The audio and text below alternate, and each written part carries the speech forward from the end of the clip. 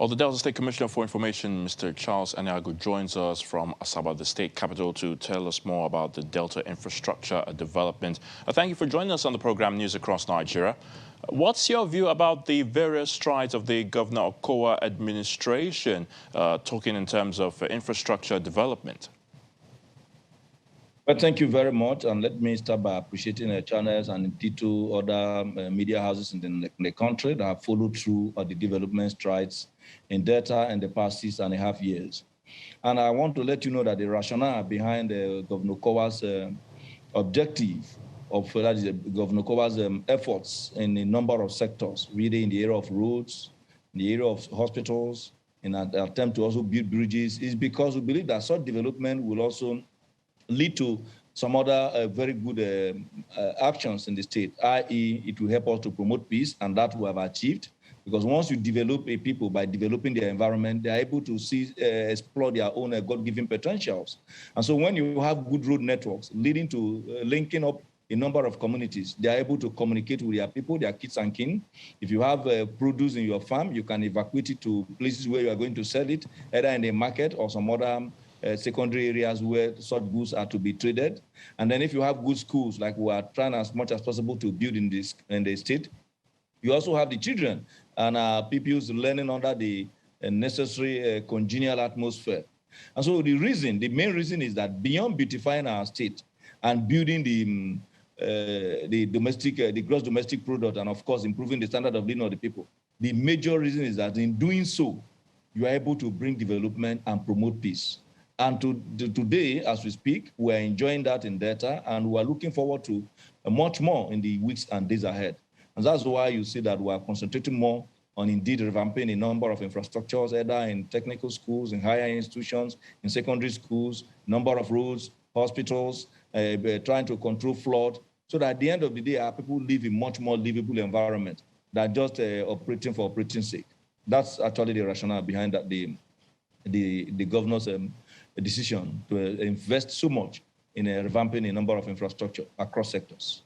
Now, you've talked about some key areas, which I'll be asking you questions in them. But let's talk about the roads now, road infrastructure. What will you consider the major projects in the state? Because as we speak, some areas are still witnessing issues such as flooding. Erosion is also another issue. How is the government tackling that? Well, as we speak today, over 769 roads have been awarded and are being constructed. Many of them have been completed, not to talk of several bridges. And so we have invested so much, which is why the governor today is known as the road master. Because we came in at a time that we saw the need to open up our communities and then indeed establish much more urban areas, so that our people now can afford to, like I said earlier, communicate in terms of transportation. Even in the riverine communities, we have tried as much as possible to take development to those areas. You can attest to the fact that in the last 6.5 years, the Delta has been known for the good reasons and not so much of bad news coming up, because in the creeks, our people just wanted development and we took development to them. And today, you no longer hear so much about pipeline vandalism, because they now see that those things they are looking in the pipe, which makes them to burst the pipe, can be seen in terms of the infrastructure. And we have today, we are dealing with a particular road, constructing a particular road that links up from Asaba to Ughelli. That is a road started by the previous administration. That road is divided into 3 sectors, sector A to C. In C, you have C1 and C2, which is from Asaba to Ogwashuku and from Ogwashuku to a place called Osisa.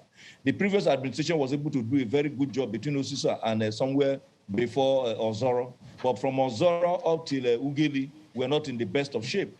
Although, which is sector B, that is sector A rather. So much was done in sector B. So today we are dealing with sector C1 and C2 and sector D. That road is heavily being pursued by a very, very reputable company. We have also built a number of dual carriageways. One is Ubeji, one is Emore. Emore is in a place called Inisoko, Sokoland, in Delta South. And then, of course, Ubeji, which is also in Delta South, and also in Delta Central. We have also constructed a whole lot of roads, including attempting to address federal roads that were in bad shape even before we came in, and that has continued. In the Delta North Senatorial District, So many other roads have been constructed, not only roads linking major towns, but roads also linking to our communities in the rural areas, because we believe that the rural people also deserve good governance, and they deserve to benefit from it. So are you saying that most of these roads, are they really tackling the issue of flooding? Because like I did say, you know, a lot of these communities, particularly in the riverine areas, yes. No, you don't have, what you have in the riverine areas is the issue of either river flooding when it overflows, but we have done so much. Like if you go to Warri, which is a commercial health center, we are tackling that, having done a study of the flooding problem in that particular environment. Through the Warri, we're an environment development agency, we are dealing with that. We are handling phase 1, phase 2, and up to phase 4 of a project that is up to phase 8 in the Warri houses. We did same in Asaba, and when we saw the progress we achieved in Asaba, that of Asaba is also up to phase 8.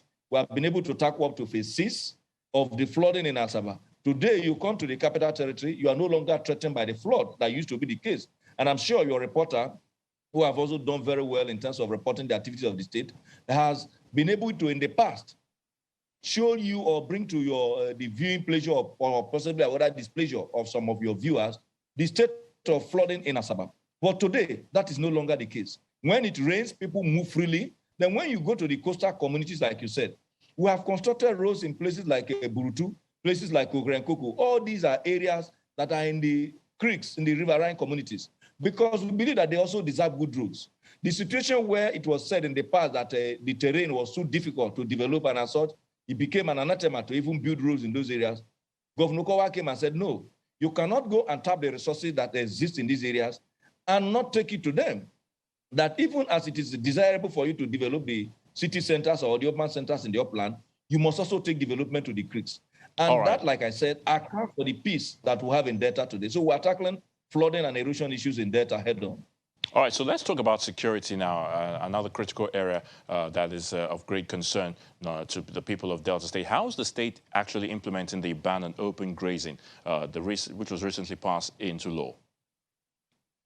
Well, we have, like you said, we have passed it into law. My ministry is at the process of gazetting that law. You know, of course, it's only when you are done with the gazetting of the law that you now begin to start implementation. And because of the critical nature of the issues, we are not fighting anybody. We just want what is good for our people and the security of our people and the improvement of our economy. And so we needed to give those rearers who have been nomadic in nature, moving one place to the other, some time to also to realize that there's a new law that prohibits the issue of taking cattle from one point to the other in the form of grazing. And that is where we are, but we can assure you we're going to implement that law to the letter. In a few weeks from now, would have been done with the issue of gazetting that law, which has been signed by the governor, and we will implement it. So there's nothing stopping us. What we desire is at the end of the day, we have a sector that will also profit the people. Beyond the issue of the security that we seek to address with that particular law, we're also very convinced that that law will improve that business of animal husbandry in our state. Because today, you are not even able to tax anybody who is taking cow from one point to the other. But by the time we put it in a ranch, number one, the animals will be healthier. The cattle, as it were, will also be such that individuals will get, more persons will gain employment, because persons will have to now go and bring it, whether it's a hay, dry hay, or any other form of food material for these animals to feed on. So it's going to be a win-win situation for both the person who owns the cattle, that's the person breeding, both the person who is into marketing, that's those who are in the business of selling, and those who are also in the business of slaughtering the animals. In any way you look at it, it's going to be profit for everybody, and we'll implement the law. Let's quickly talk about education. Now, I know that the Delta State Governor, Ifeanyi Okowa, has actually done quite a lot in that sector. And we also know that the West African Examinations Council just released the results for this year's senior school certificate examinations. How well would you say the state has performed in the WAEC examinations for this year, compared to other years in the past? Well, I can first of all let you know that I don't have the immediate the ranking of the state as it affects this recent WAEC result. I'm not privy to that at the moment. But in the past, up till last year, we have always done well. You know, of course, that Delta is one of those states regarded as educationally advantaged. Like we say here, Delta not the carry last. we have always done well, but what the governor is doing to also give some form of incentive to the students and the pupils, students, and as well as the teachers, is to revamp the existing infrastructure. Today, our secondary schools are looking far better than they used to be. We must also appreciate the previous administration because they kickstarted the whole school, modern school system, which we are also taking to another level. We have also been able to build institutions for the purpose of enhancing the capacity of our teachers, because we believe that when the teachers are in the best of shape in terms of knowledge, they will be able to also impart that knowledge on our people and our students and our children, and that is what is happening. You have seen the picture of a number of the schools. Because we are a state that loves school education so much, you could see instances of schools that we have not touched, a few of them. And then when somebody brings it up, you may begin to think, how come you have the school that is not looking so well? But we are tackling all of them. We are hoping that as we make progress, we'll be able to touch a whole number of these schools. In this state, we have over 1,250 public primary schools and over 460-something secondary schools that are publicly owned. Mr. Charles Anyagu. Of the ones that are privately. And all of them, we are tackling them. Thank you so much for your thoughts there. The Delta State Commissioner for Information in Abia State, Mr. Charles Anyagu, on the program News Across Nigeria. We appreciate it. Thank you. Thank you.